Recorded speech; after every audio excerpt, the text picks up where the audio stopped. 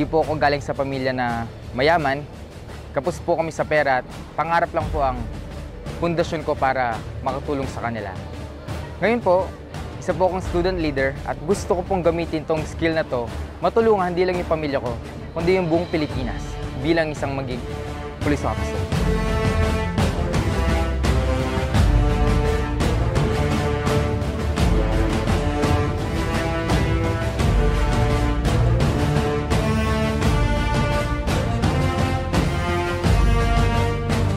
Ako po si Patrolman Rogelio H. Baltasar Jr.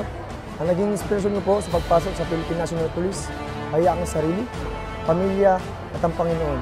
Siyang gumabay sa aking paglaki at sa pagtulong sa pag-abot sa aking mga pangarap.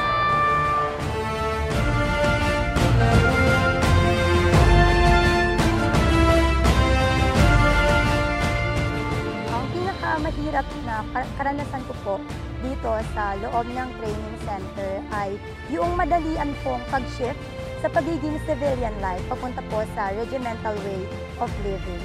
Sabay-sabay po kaming gumigising, sabay-sabay po kaming kumakain, sabay-sabay po kaming natutulog dahil po sa labas hindi naman po ganon yung nakasanayan kong buhay.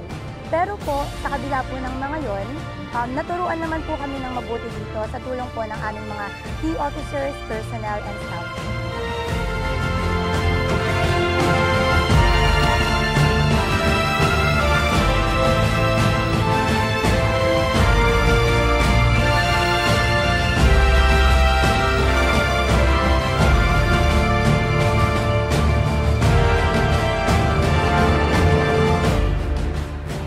Instantly po, nabago po yung buhay namin mula sa pagiging civilian life to regimental life living.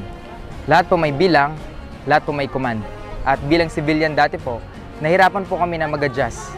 Pero dahil po sa kagustuhan po namin na matupad yung mga pangarap po namin, hindi lang para sa aming sarili, kundi para sa aming mga pamilya at mga taong sumusuporta po sa amin, nagawa po namin itong ma-adjust at ma-adapt para matupad po yung tinatawag po naming pangarap.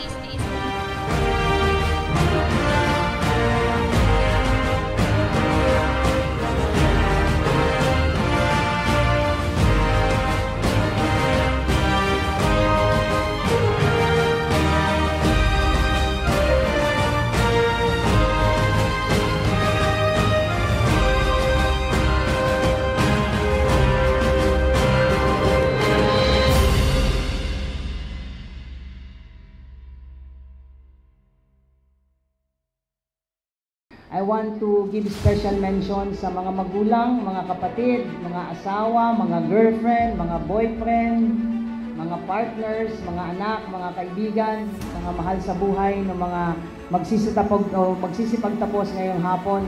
Alam ko, mahabang panahon ang inintay nyo para makita nyo at makasama nyo yung inyong mga mahal sa buhay na pinili po na magsilbi sa bayan. Kaya magandang hapon po sa inyong lahat. Unang-una po ay binabati ko po yung 642 na mga kapulisan natin, bagong kapulisan natin na nagsasapagtapos ngayong araw na ito.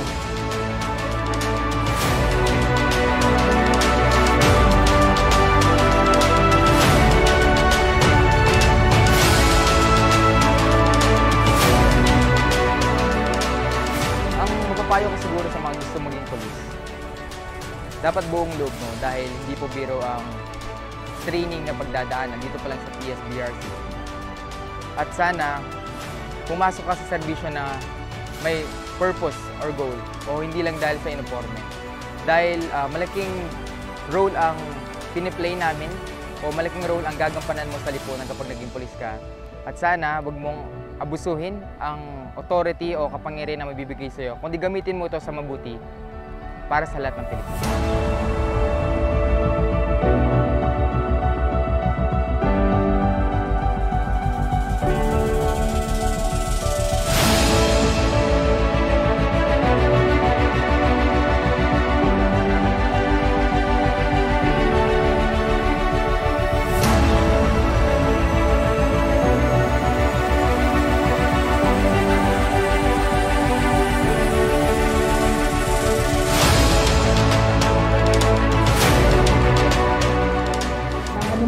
relating sa career ninyo, sa personal nyong buhay, isipin nyo palagi ay bahagi kayo ng isang organisasyon na tinitignan palagi ng ating mamamayan kung ano ang ikikilos natin habang tayo ay tumutupad.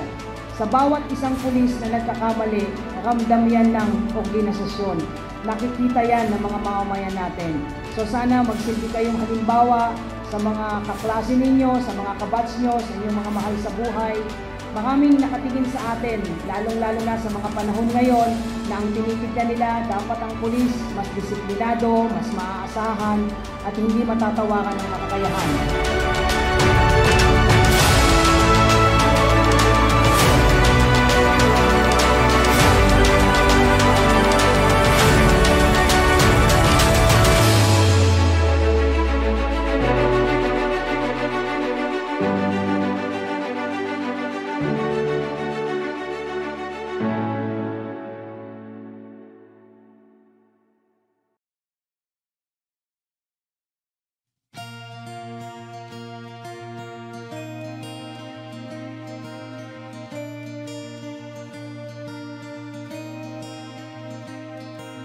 Tila kahapon lang, papasok lang tayo sa arko. Hindi alam anong nakaabang, bagong mundo. Ang naging inspirasyon ko po para po pumasok sa prestihiyosong organisasyon na ito ay ang aking pamilya. Sapagkat gusto ko pong may ahon sa kahirapan ng aking pamilya. Bukod pa po doon, gusto ko din pong makatulong sa ibang tao po, lalong-lalo na po sa mga kabataan. Sapagkat nakikita ko din po na isa po ang kapulisan sa mga nangangalaga po sa ating mga kabataan, lalong-lalo na po yung karapatan po nila. At sa wakas